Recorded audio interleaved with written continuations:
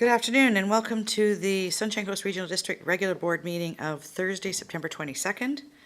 I'd like to welcome everyone to the meeting and thank you for being here and acknowledge that we are within the territory of the Sechelt First Nation and that we operate on the territories of the Sechelt and Squamish Nations.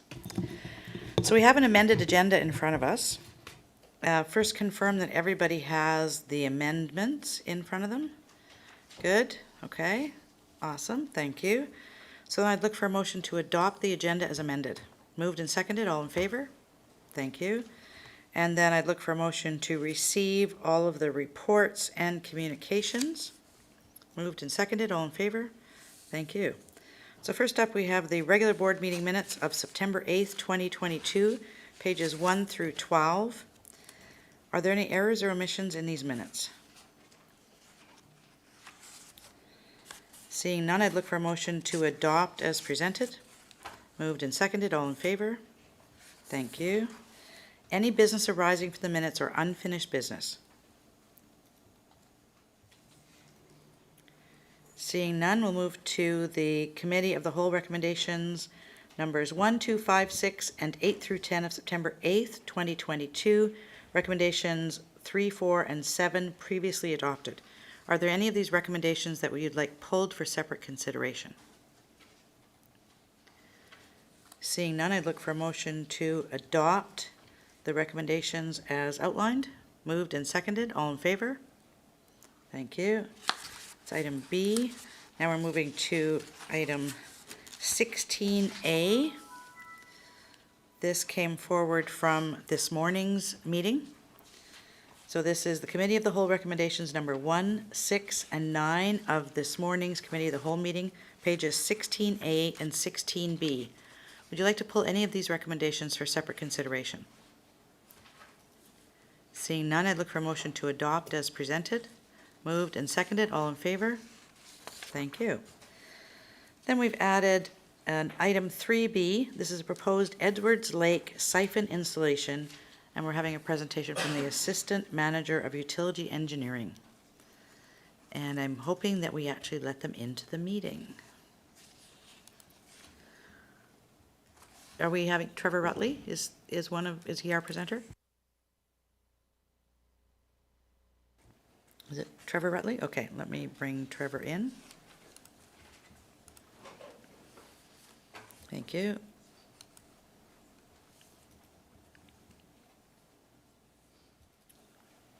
There we are. Welcome, Trevor. Thank you, Chair Seegers. On October 31st, the SCRD enacted Stage 4 water conservation regulations. Since then, there has been no significant precipitation in the Chapman and Edwards Lake watersheds to replenish the lake levels. With the forecasted continuation of the warm and dry weather and the depleting lake levels, action is required to secure access to additional volume of water to ensure supply is available for domestic use, fire protection, and to supply the Sechelt Hospital. Presented for your consideration is a request to approve the installation of a siphon system at Edwards Lake.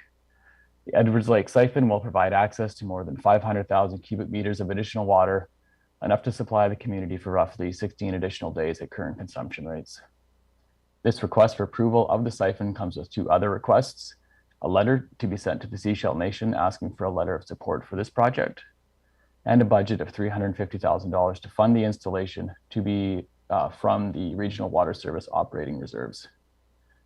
Additional water supply may also come from the town of Gibson, which has notified the SCRD that they are prepared to supply emergency water to the Chapman water system.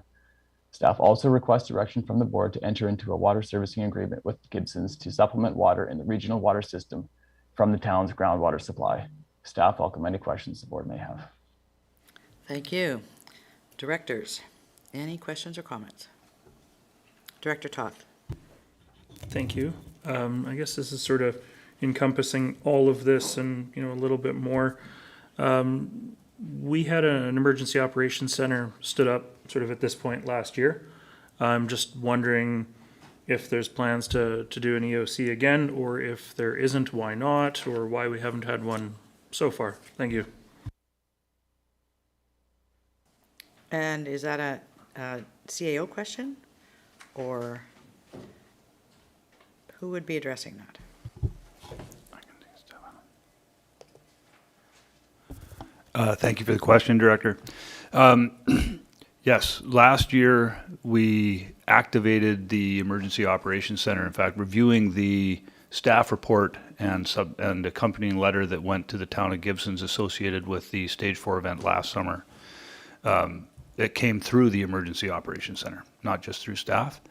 I think one of the major differences last year to this year, and part of this is just me speculating because I wasn't anticipating the question. Last year, we were activated prior to the long weekend, and the amount of water being used per day while we were in Stage 4 is far higher than it is now. We also, this year, a difference between this year and last year was, frankly, we thought we were in a far better place this year than we realized we were last year. We had a longer spring with more water. It was colder. We had the heat domes last year. They weren't here this year. And it's just been really over the last short period of time, as we continue to get no rain whatsoever, that we've gone from thinking we were probably likely to be okay to realizing things aren't okay at all unless we either, one, take some fairly drastic action with Edwards, and in combination with whatever we can get from Gibson's, which we're grateful for if we're able to do that. But we just need some rain. We may still have to consider activating the EOC. We haven't made a decision to do that right now. Thank you. Director Pratt? Just a question on the second to last point there. It says, and that the SCRD board and delegated authorities be authorized to enter into an agreement on the 2021 emergency water supply with the town of Gibson's. Should that say 2022, or is that referencing the agreement that we came to with the town of Gibson's previously? Thank you for noticing that. I would imagine it's supposed to be 2022, and that's probably a direct product of rushing this so quickly through and not being able to successfully change all the dates. Thank you. Director Kroll? Thank you, Chair. Just a question, and this would be to the CAO. If the EOC is activated, does that give any more leverage in approaching some of these other bodies with respect to negotiations that need to take place to acquire more water? Thank you for the question. I don't know that that would provide any additional leverage in terms of getting a faster yes out of the province in terms of the Gibson's request to be able to provide water back. That's more of an issue around how much volume might be available, additional volume might be available within the Gibson's water license. And I don't know that it would have much of an impact on the province's decision in conjunction with Shishel support on the installation of the siphon. Thank you. Director Toth? Thank you. Looking at the recommendations here, I got a big concern. What happens if we don't get consent from the Shishel, either in a timely manner or at all?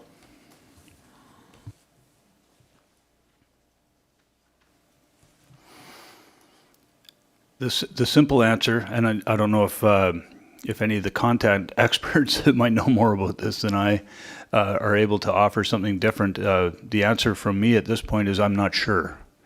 I don't know. I know that the timing of the request to Shishel, given the amount of time that we need a response back from them, is challenging in terms of not a lot of lead time for them to be able to review it, call a meeting, get quorum, and provide their support.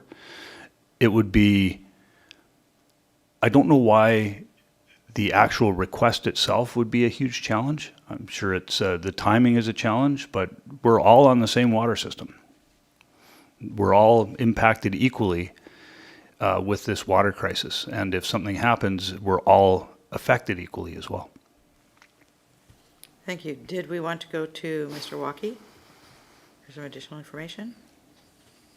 Oh, no, I'm sorry. It was hard for me to get into the meeting. I'm sorry for being late. Fine. No problem. Okay. Director Howard? Thank you. Does the SCRD already hold a permit that would authorize the installation of the Edwards Lake siphon?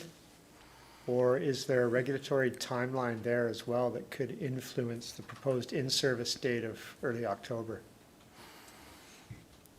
I'll turn that over to see if any of the other staff might have an answer to that question. Yes, I can address that. So we have been in conversation with both BC Parks for an amendment to the park use permit and with the Ministry of Forests for the short-term use permit to allow the additional volume to be drawn from Edwards Lake. We've communicated with both of those agencies that our hope is that we would be getting approval by September 26th. That is, I believe, the date that we've given them, and they've acknowledged that. My understanding is that the letter of support from Seashell Nation would allow both of them to finalize the review of the application. So they are aware of the deadline, and they have given no indication that it would be unattainable for them to provide the license and the permit by that time. Do you have any follow-up, or does that answer your question? It does, thank you. What's on my mind is that I deal with the topic of government consultation with Indigenous nations daily. It's my work. And the province of BC does not require Indigenous consent before it implements any of its statutory decisions, absent formalization of a consent-based agreement under the Declaration on the Rights of Indigenous Peoples Act. So it is inconsistent for the province to impose as a condition for approval of an application by SCRD for emergency access to Edwards Lake, insofar as the province does not impose that condition on itself prior to exercising any of its statutory powers of decision. So I just simply flag that as obviously we need to engage with the nation, we need to seek their approval and support as quickly as possible, but I would hope that the province would appreciate that in an emergency they have to actually exercise their statutory powers in a way that meets the needs of the residents if the nation can't respond in a timely way. All right, any other questions by directors? Director Hiltz. Thanks, Chair. In the report, October 13th is critically low. And I guess I'm wondering what critically low actually would mean to our water system. Does that mean loss of pressure, no water coming out of the taps? What's the extent of critically low? Thanks. Thank you. I'll answer that one, Chair, if I can. Critically low is when we get to what we consider operational zero, is October the 13th. After operational zero, we're not sure how we're going to be able to provide the remaining water that's left. And so that would be at about 20% remaining in our current source. So that's October the 13th. Is that date. So I'm not sure if that answers your question, but so that's operational. October the 13th is what we're right now considering operational zero. So I'm going to ask for some clarity on that. Does that mean that basically the siphon in Chapman will no longer work because the water level's too low? Is that what you're saying? What we're saying is we've never been down that low. We're not sure what will happen after we're minus 20%. We're quite confident that until that time we will be able to provide water as we are, but after that date we've never been there before. We're already in a new territory in Chapman Lake, and the siphons are still working well now, but yeah, maybe when we get down to 20%, we're not sure. Thank you. Director Toth. Thank you. And maybe nobody here has an answer to this question right now. If we declare a local state of emergency, could that give us the authority that we need to install that siphon with or without other organizations' consent, Seashell Nation, province, BC Parks? Because that is part of, something we can do under a state of local emergency is conduct work on, private and other lands. Thank you.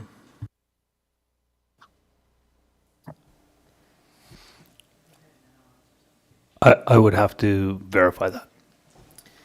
Okay, I know when we did a state of local emergency in the district of Sechelt, we actually had to have the province sign off on that to make it valid. Okay. Yeah, go ahead. This might actually be an instance where the provincial siloing could assist us, because EMBC is not BC Parks. So, All right, Director McMahon. Yeah, this is a question for staff too. Is it seems that Chapman Lake has gone down exceptionally fast this year. Is there a change to how the watershed is functioning? We certainly have noticed a quicker drawdown this year, and especially as you get farther down into the lake, the surface area is less, and we're getting down, as I said, into areas that we haven't been to before. We certainly are noticing a lot of water disappearing, if you want to call it that, coming down the creek. It's so dry that it's just going into the ground on the way down the creek as well. So we haven't noticed any difference in the watershed itself up by the lake, but certainly a lot of water that's being used up by the creek on its way down to keep the ground wet, I guess, and evaporation. Thank you. Any other questions or comments? All right, seeing none, there are some recommendations on page 16C. Director Toth? sorry, I was just a little slow in raising my hand. I guess given that the deadline here is the 26th for getting approvals in place, are we anticipating, I mean, I'm sure news releases or, you know, other information will be going out, but are we anticipating having to deal with scheduling an emergency board meeting if we don't necessarily get what we need by the 26th? We would have to make that decision around the 27th. Thank you. Director McMahon? I was going to move the recommendations on page 16C. Thank you. Is there a seconder for those recommendations? Seconded. Thank you. Director Lee? Would there be any reason why we couldn't put the siphon together, get it all ready to go, and then wait for the approvals? That would probably save us a few days when we do finally get there. Staff? Thank you, Chair. To install the siphons, we install them in different lengths, 60-meter lengths, 75-meter lengths, 15-meter lengths. We fly them up in a helicopter, underneath a helicopter, not in. And we put them together on site, and it's in the park. So we can't install it in the park until we get approvals. So we would, if we put it together where it's at Dakota Ridge parking lot right now, we wouldn't be able to fly it up. So no is the answer. We can't do that until we get approval from parks to put it in the park. Thank you. Any other questions or comments? We have a recommendation on the floor. All right, all those in favor? Thank you. And let's hope we pull this together fairly quickly. Moving on to item C, Annex C, number 4. This is Trent Thomas, BC Geographical Names Office, Ministry of Forest Lands, Natural Resource Operations and Rural Development. And this is regarding name change proposals for several geographical features in the Sechelt-Swea Sunshine Coast area. Directors, questions, comments?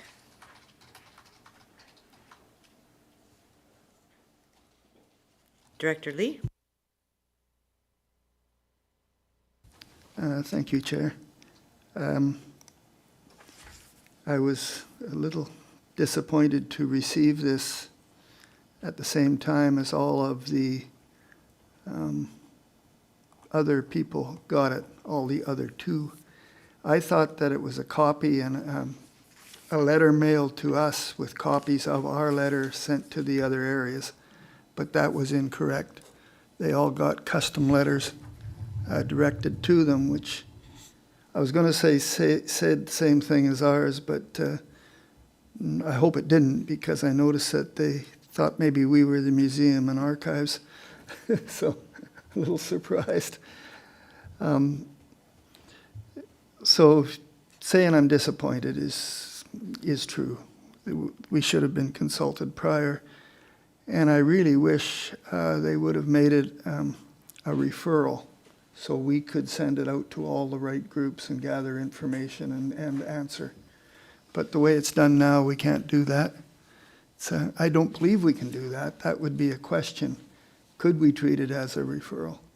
And ask all the other organizations, plus the ones that were missed, to copy us when they reply, or reply directly to us so we could compile.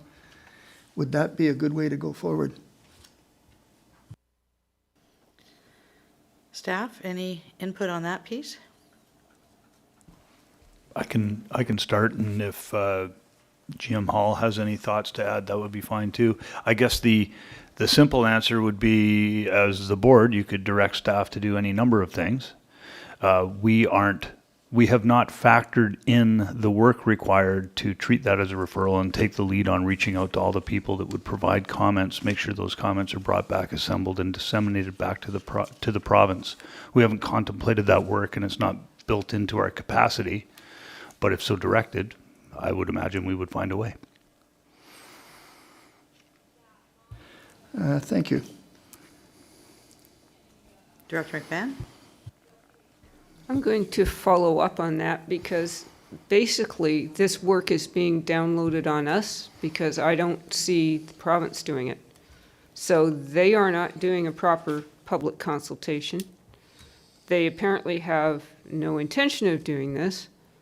And if we want to consult the community, then we're supposed to do it at our own expense on top of everything else that we've got on our plates. And this will continue because there are going to be more name change proposals, I'm quite sure. And I'm not necessarily against any of them, but I feel that this process is fundamentally flawed. The geographical naming policies and procedures in this province never envisioned this sort of wholesale renaming of geographic features. I'm sure they probably only did a couple a year before this. And this is frankly ridiculous. So perhaps what we should do is write back to the province and tell them that they need to put a proper public consultation process in place for handling these kind of requests. So I note that the response is requested before December 18th. So if we're looking to do that, we may want to put something forward quickly. Director Hiltz.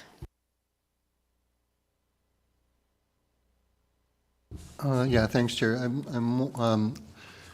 Referral or not, are SERD staff responding in terms of outlining SERD interests with relationship to naming? I remember there was talking about the GIS and the emergency system from before. Is that already done, or is this a request and staff need direction to do that? I'm like a little bit like Director Lee, like we're not the Museum of Archives, and is that the Provincial Museum of Archives? Is that the Sunshine Coast Museum of Archives? I'm not exactly who that is. So what are staff doing under their capacity to respond to these name changes? What's in the work plan for staff at this point? Okay, so this letter is actually incorrect, right? That sentence should read, as an identified organization, I am requesting any comments the Sunshine Coast Regional District has on these proposed name changes. So this has come to us as the board. We would probably need to refer it to staff to put together a response to this based on the impact on the Sunshine Coast Regional District. Director Hall, GM Hall, sorry. Thank you, Chair. So there isn't a prescribed process for handling these, but in general with small R referrals, I guess, but all referrals from the province, we have been following the approach of identifying any impacts to our services and making sure that the province is aware of those. And that's the approach we took the last time we were circulated one of these. And I guess my thinking is kind of aligned with what the CAO said and some of the questions from directors too. If there's something more than that that's expected, that's not it's not part of our service level, and it's not abundantly clear to me from the letter that's in front of the board today. So as much as we have planned is ensuring that any impacts to our services are mapped and we respond with that. Thanks. Thank you. Directors, any other questions? Director McMahon? Well, I would be willing to make a motion to refer this to staff for the impacts to the SCRD organization. But I would also like us to write to the province and express our concerns about the deficiencies in the public consultation process for renaming geographic areas. Thank you. Is there a seconder for the recommendation? Seconded. Thank you. Director Kroll. Thank you, Chair. I'm just wondering, with the unique sort of budgeting process of the regional district, is there even a budget category to deal with the workload that's going to be generated by this? And staff? Thank you.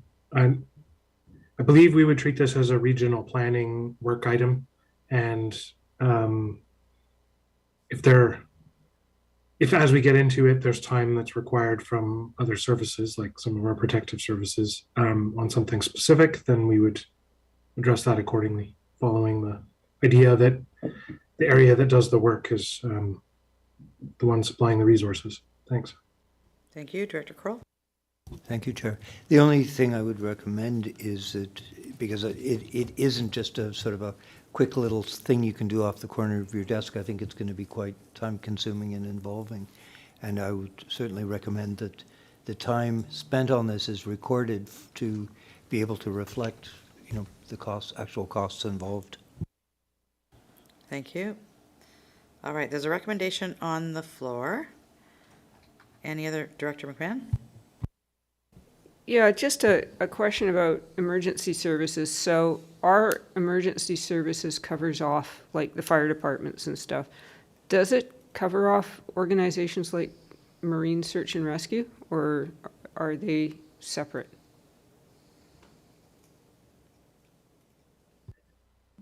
Thanks for the question. I think through the Sunshine Coast Emergency Program, we would take a coordinating role and do our best to ensure that all of the partners in that program are provided an opportunity to offer comment, since it ultimately, as the people who would be organizing an emergency operations center, hypothetically, in an area with where there might be navigation or naming changes, it might benefit us ultimately to do that work. Thanks. Thank you. Director Lee? Yes, thank you. I did note that there was some other organizations that should have been asked to respond in Area A. Things like the Chamber of Commerce. We have the museums, both in the Pender Harbor Living Heritage Society and the actual Egmont Museum. And I also noticed that the Egmont Community Club, which the bulk of these proposed changes fall into their area, and they weren't copied on the. They didn't get a request to comment. How would we fix that? Would the SCRD be expected to say, "Hey, you didn't get everybody," or? I think that probably would tie into the letter that Director McMahon has indicated in the, the recommendations on the floor. We could list other organizations that we would request they reach out to. So it's not our job to do that. It's up to them to do that, but we could let them know who they've missed. I mean, that would potentially, if this happens in the future, potentially also have them do that at that time. Good. That'll be in the letter that you write. Oh, no, sorry. All right, there is a recommendation on the floor. Do we need the recommendation read back to us? We're good. Director Pratt, did you want it read back? Yes, please. Thank you. Jennifer?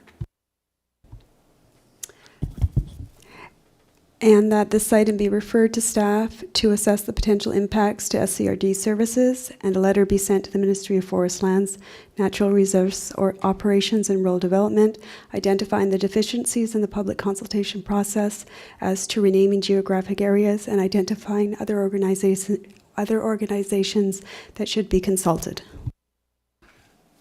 Good job. All right. All those in favor? Thank you. Before we move on, is there anything else from this letter anybody would like to address? Seeing none, we will move on to next item, Annex D. This is bylaw, SCRD sanitary landfill site bylaw number 405 and waste collection bylaw number 431 amendments. And we'll turn it over to Rebecca Port. Thank you, Chair. Staff are seeking board direction on two specific topics related to amendments for bylaw 405 and 431, which are before the board today. The first is in regards to permitted bags within the food waste program. Salish Soils has recently advised SCRD that Biodegradable Products Institute, or BPI, certified compostable bags are now acceptable within their food waste processing system. Staff anticipate this will be a welcome option for many residents and are recommending permitting these bags. The second topic is in regards to the timeline for the enforcement of the disposal regulations. Staff are proposing that enforcement timing be amended from October 1st to November 1st. The reason for that are twofold. Firstly, the MAR program implementation date is November 1st. Bylaw amendments presented today are dated to November 1st to reflect this start date. Secondly, the Pender Harbor Transfer Station Food Waste Program cannot begin until the food waste drop-off bins have arrived, which staff anticipate will be close to November 1st. Commencing enforcement prior to Area A's food waste drop-off program start date would be problematic. For that reason, staff seek direction from the board in regards to amending the disposal regulations enforcement date to November 1st. Thank you. Thank you. Directors, any questions? Director Hiltz? Yeah, thanks, Chair. A quick question on the bags, supportive of it.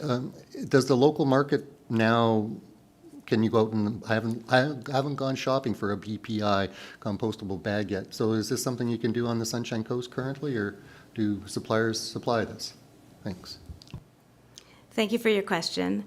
Many local retailers and grocery stores currently carry BPI certified compostable bags.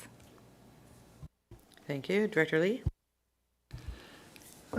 My questions were, I have two questions actually here. If I get pop it up here, where my notes are. My first one was, how big are these bags? Thank you for your question. The compostable bags come in different sizes. Many of them are small, like the kitchen catcher size, but I believe that some bin liner size bags are available on the market that's fit under that certification. Thanks. And they kind of like are waterproof, and so the idea you'd stick them under your counter, fill them up, and take them to your garage, is that kind of something that would work? Thank you. The way that many people use them is they put them in their kitchen catcher little buckets, and they fill them up and then put them into their larger food waste tote to bring to the drop-off area. Excellent. Can you buy those little under-the-counter buckets somewhere? Thank you for your question. I believe that those are also sold in many different grocery stores or convenience stores. So we'll kind of mention that in our news release then. The other question I had, because this is delay from October 1st to November 1st, is there any chance to get something in the, well, for instance, for the Pender Harbor area, the Harbor Spiel is what everybody reads, but we got like a day to get something in there. But I guess the second is it's a weekly on the Coast Reporter. Would we be doing that? Is that part of the plan then, seeing we've delayed this? Thank you for your question. We've been working with our communications team on preparing some specific outreach for Area A, so that will include a news release as well as a handout that people can get at the Pender Harbor Transfer Station. Great, thank you. Thank you. Any other questions or comments? Seeing none, on page 23 are some recommendations. What would you like to do? Director Hiltz? Was it you? I thought you were going for your mic. That's, Sure, I'll move the recommendations as presented on page 23, sure. sorry about that. I thought you were actually going for your mic. And it's been seconded. Thank you. On page 23, recommendations. All those in favor? Thank you. So we'll move to page 26. And this is the bylaw. This is before us for first, second, third reading and adoption. So this is Sunshine Coast Regional District Sanitary Landfill Site Amendment Bylaw number 405.25 2022. Voting all directors weighted vote. A2, B2, D2, E2, F2, Seashell 6, Gibson's 3, SIGD 1. So Sunshine Coast Regional District Bylaw number 405.25. A bylaw to amend Sunshine Coast Regional District Sanitary Landfill Site Bylaw number 405, 1994. And I'd look for someone to move first reading. Moved and seconded. All in favor? Thank you. Sunshine Coast Regional District Bylaw number 405.25, a bylaw to amend Sunshine Coast Regional District Sanitary Landfill Site Bylaw number 405, 1994. And someone to move second reading. Moved and seconded. All in favor? Thank you. Sunshine Coast Regional District Bylaw number 405.25, a bylaw to amend Sunshine Coast Regional District Sanitary Landfill Site Bylaw number 405, 1994. And someone to move third reading. Moved, seconded, all in favor? Thank you.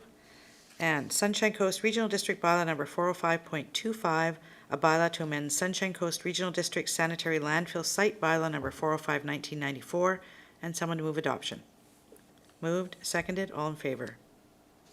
Thank you very much. So moving on, we are going on to item number 6. This is Annex E, pages 31, 32. This is Sunshine Coast Regional District Waste Collection Amendment Bylaw number 431.27, 2022. And it's before us for first, second, third reading and adoption. And do we need any kind of introduction to this, or are we good to go? Thank you, Chair. It's the companion bylaw to the first bylaw that was read. Thank you. So Sunshine Coast Regional District Bylaw number 431.27, a bylaw to amend Sunshine Coast Regional District Waste Collection Bylaw number 431, 1996. And someone move first reading. Moved, seconded, all in favor? Thank you. Sunshine Coast Regional District Bylaw number 431.27, a bylaw to amend Sunshine Coast Regional District Waste Collection Bylaw number 431, 1996. And someone to move second reading. Moved, seconded, all in favor? Thank you. Sunshine Coast Regional District Bylaw number 431.27, a bylaw to amend Sunshine Coast Regional District Waste Collection Bylaw number 431, 1996. And someone to move third reading. Moved, seconded, all in favor? Thank you.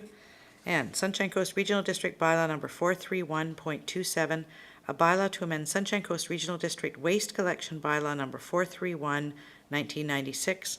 And someone to move adoption. Moved, seconded, all in favor? Thank you. So we have, Chair. sorry, yes, go ahead, Director Hiltz. Yeah, so the last items that we did, 5 and 6, are an example of the direct-to-board kind of procedural changes. Otherwise, it would have gone through the committee structure, so we're like a 1 month ahead of ourselves if we had to introduce this the old way? Correct. Correct. So, yeah, good move, I would say. Good result. Thank you. All right, we are up for director's reports. Is there anybody who'd like to start, and then we'll just kind of go from there. Director Toth. So we'll start at that end, move down the table, and then we'll go to Director Pratt. Thank you, Chair. I'll keep it fairly short. Attended UBCM last week, of course, along with a couple of the directors and some members from the municipalities as well. We had 4 minister meetings, including a joint minister meeting. We had 4 provincial staff meetings. Only managed to actually make it to 2 of the sessions that were put on by UBCM. which included one that was a little less than advertised. But good conference, good to see all these people. You know, we were sort of talking about it during the break, but like the ministers have been much more social and accessible than they have been in the past. In the District of Sechelt, we adopted our short-term rental bylaw amendments last night at council. We're going to be limiting our secondary residence licenses to 15 through a temporary use permit system. There isn't going to be a limit on the secondary suites or rooms in houses, despite what the news might report on. We also gave third reading to our new zoning bylaw, which has been a long time in process, either 2019 or 2014, depending on how you want to look at it. And then finally, the Electric Vehicle Festival is this Saturday at Sechelt Elementary.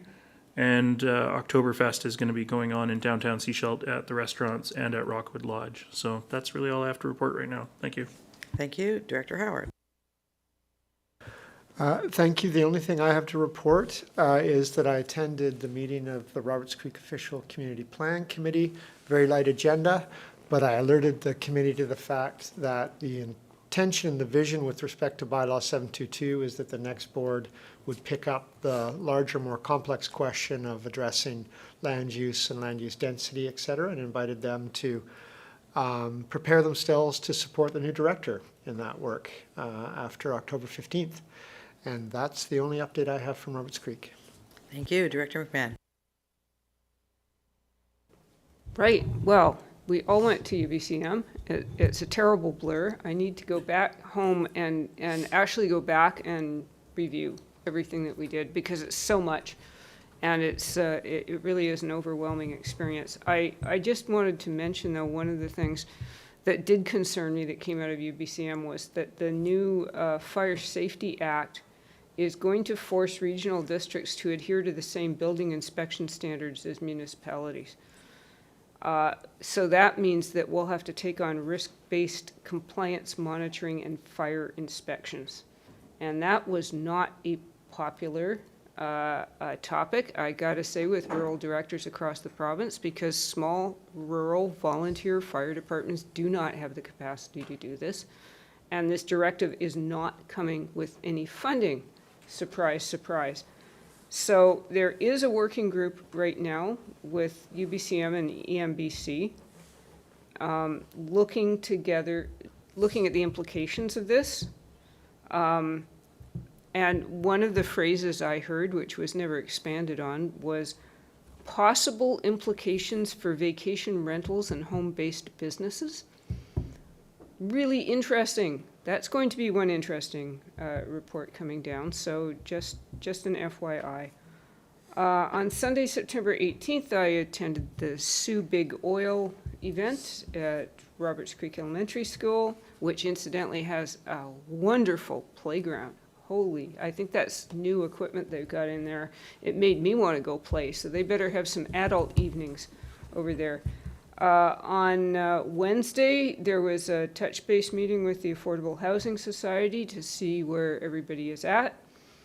I attended a webinar yesterday also via the Climate Caucus on talking to the media with great advice from Merlin Blackwell, who is the mayor of Clearwater. And he's brilliant with media and social media. Terrific advice. And last night was the Elphinstone Community Association meeting that had a wonderful presentation from Shirley Samples of Streamkeepers with a lot of great photos.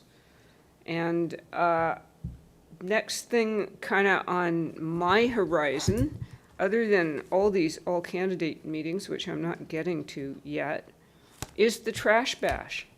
On Saturday, I think I read somewhere that I was supposed to sign up for it, but I'm just going to mess up their system and show up. So I will go and dig out trash in the woods, which is such a great way to spend a Saturday. Let's all do it. Thank you. Director Lee. Thank you. I must admit that we definitely have a very full agenda when we're at the UBCM. It's, even when you make notes, you have to sit down afterwards and start correlating the notes back to the projects, and it's quite a tough job.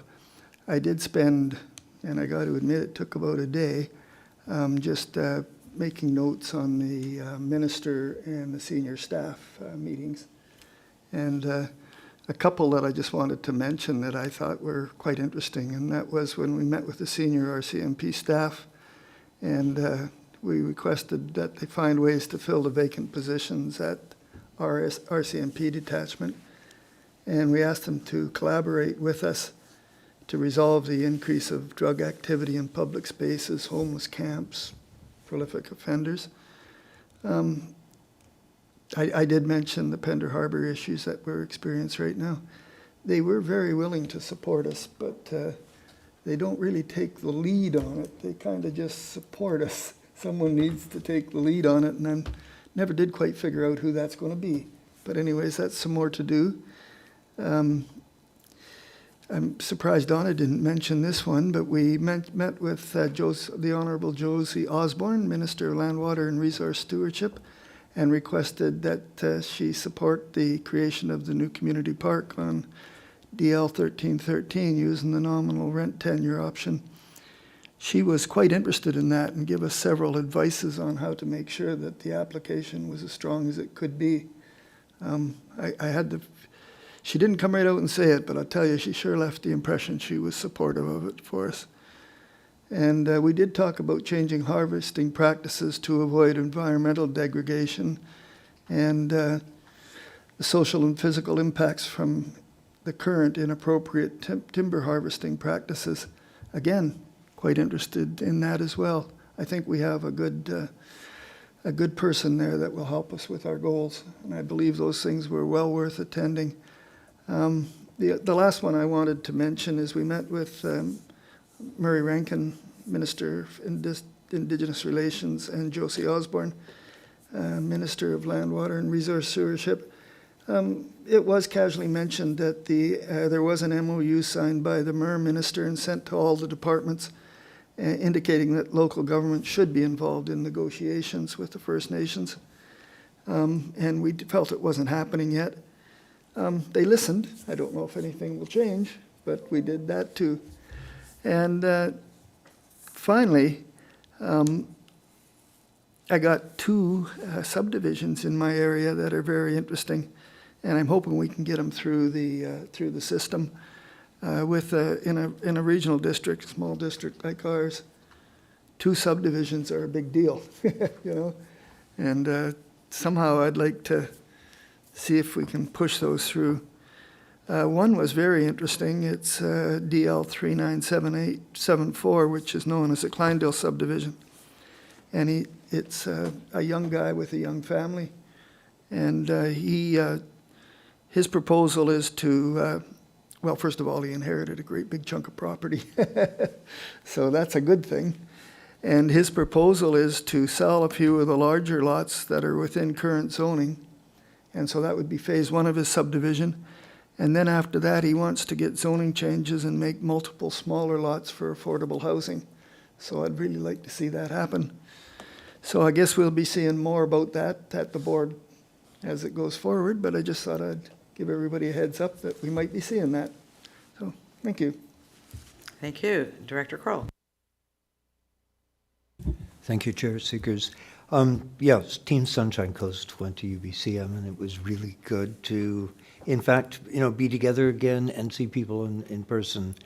In 2020, it was virtual and conference calls, and you really felt totally disconnected. So it was really positive to sort of be back in person and be able to connect with things. I think both Director McMahon and Director Lee have hit a lot of the highlights from minister meetings that we had. We met with Minister Donaldson from Transportation, raised the issue of BC Ferries, Fleming, sorry, thank you. Fleming BC Ferries, they pointed out that they're about to negotiate a new operation agreement with BC Ferries, so the timing is ripe for getting our 2 cents in there. But it was a great meeting. Director McMahon mentioned housing. We had a very positive meeting with a community group on Sunday, indicating the potential they had on their property to redevelop it to support housing needs in the community. And the general feeling was it was a positive meeting, and there may be some progress there, which is encouraging. Yeah, so that's about it from beautiful downtown Gibson's. Thank you, Director Hilt. Yeah, thanks, Chair. I didn't go to UBCM, so I'm extending my gratitude to the people who did go to UBCM, the directors and staff. It's thank you for that. It's a huge job to do, and yeah. So instead of UBCM, I went to the Gibson District Public Library Strategic Planning Session, and that was an in-person event with board and staff. It was a facilitated event, about 5 hours altogether. Successful event, and they'll be having an update to their strategic plan probably coming out in January of the new year. There was the library board meeting on the Monday, and one of the pieces of information that came out about that is that you might have heard about the kiosk, the book locker. It's a system that's essentially a machine at GACS at the Gibson's Area Community Center, where people can have holds and pick up books and materials. And right now it's installed, it's got a cover on it. They're working on a few technical pieces with integrating the library catalog, but it should be coming up pretty soon. And they will be hosting a candidates meeting on October 3rd that evening between 6 and 8. The West Howe Sound Community Association had a guest speaker of the Sunshine Coast Bear Alliance. They did a presentation with actually very good information about how to get along with black bears in our community. People were saying things like, oh, I didn't know black bears did that. I didn't know black bears did that. So it was very informative for people, because there is this turnover in the community of people who see black bears as foreign creatures that shouldn't be here, opposed to the people who've been living here longer might be able to get along with them a little bit better. So there's introducing people to black bears. I did attend the TELUS information meeting on the 13th about Cawley Point. One of the things I found interesting is there was no TELUS representatives there. And I think the public wanted to see TELUS there. I would have liked to see some TELUS people. So it was kind of a little bit odd. And there was one part where they think that there might be business licenses in the regional district. So I think there's still some learning that they're going to have to do about regional districts. What else? I got my 4th dose, just to let you know. Those 60 and over can go, and no side effects. And it was held at the Gibson's Legion, and they do an excellent job of getting people through in the booking. So I encourage you, if you can line up, go for your 4th dose. And thanks for Director McMahon for reminding me I have yet to register for the Trash Bash. And yes, it is a great way to spend. And I think I will register, because I think I'll get something to eat if I register. So that's the incentive. So thank you. That's it. Thank you. Thank you. Before we move on to Director Pratt, you were talking about October 3rd as an election forum? Who's that? A meet and greet with the Gibson's and District Public Library. Okay. Okay, because there's an October 3rd one in Seashalt for, right, so there's a conflict, that's all. Yeah, I think so. That's fine. I'm pretty sure, yeah, it's Okay. October 3rd. Okay. Unless Yeah, I go change. ahead. Okay, so I'll start with the TELUS information meeting the public information meeting that happened. That was very interesting. I've actually been taking a lot of phone calls and emails and messages on the TELUS proposal, because it is within Area B. And yes, I will say, Director Hiltz, when I heard the comment about condition of business license, I sent a couple of messages in the back end to the moderator, just so I'm not sure if she caught those or not, but I had to clarify a few of those comments and everything with some of the residents as well, because there is a lot of, there's some concerns, especially around, what happens if they go through that zoning application process and the OCP amendment process, and then they sell the land to somebody else. So there are a lot of concerns, and those came out through the through the process of the information meeting. So it'll be interesting to see how that proposal moves through. Yeah, so that's a lot of what my last couple of weeks has been a lot of information around that, a lot of tying up other loose ends as we near the end of the term. Been having conversations with the two candidates for Area B as well, which has been really great. Seeing as I understand that Area B is the only place in the rural areas that's actually going to have an election, seeing as the rest of the directors are now acclaimed. So all eyes on Area B and then the municipalities. So so this will be interesting. It's quite a bit of a change from 2018, where I think Area B was the only one that didn't have an election. It just had the acclamation. So anyways, other than that, I mean, honestly, a lot of personal stuff keeping me busy, but regional district wise, it's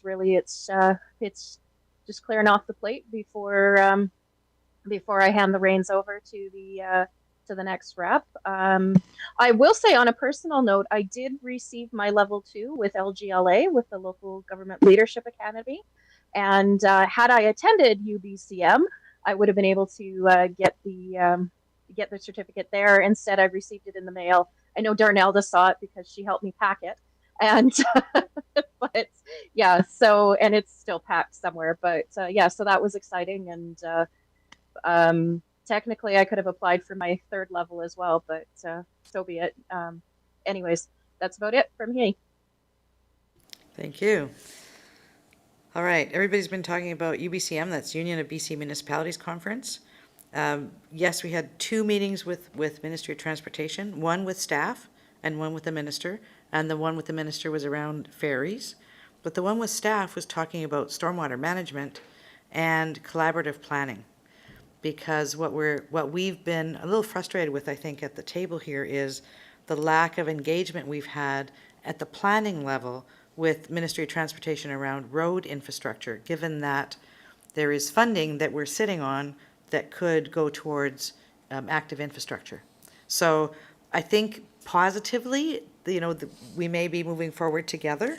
I have already talked to the staff at the District of Sechelt about the meetings that I was at with this board and with the District of Sechelt, and we will be putting some correspondence together that will be joint correspondence that can go and follow up on each of these meetings. Okay, so just let you know that that's in progress.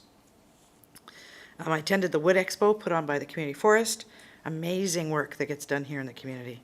There's some amazing products that they make out of wood. If you ever have the opportunity to go by, check it out. It's really good. The Sechelt Legion had a wreath-laying, a very short ceremony on the Monday, the date of the Queen's funeral. It was not broadly advertised. A few of the council came. Chief Paul was there. We laid a wreath. They used a phone to do the revelry, and but it was good, short and sweet, but very good, and just a commemoration.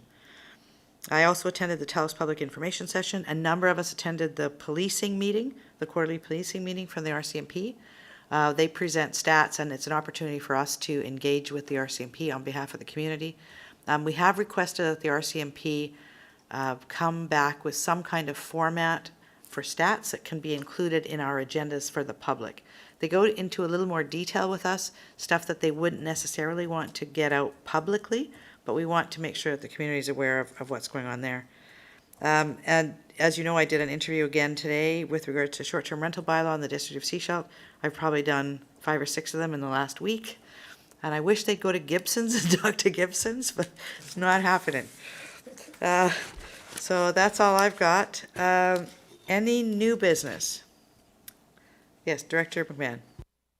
I just had a minor correction to Director Lee's report. The DL 1313 request is to remove it from the BC Timber Sales operating plan.